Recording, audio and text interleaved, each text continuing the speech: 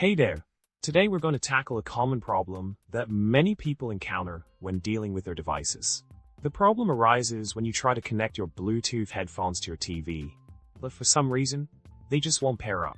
It's frustrating when you're all set to enjoy a movie or your favorite show, but you're stuck dealing with this Bluetooth headache.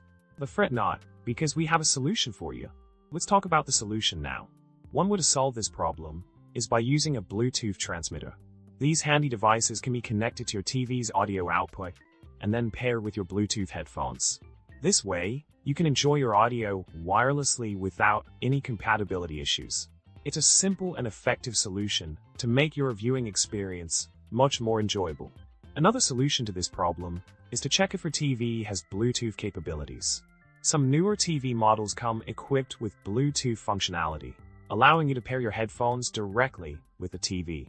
This eliminates the need for any additional devices and makes the connection process much smoother.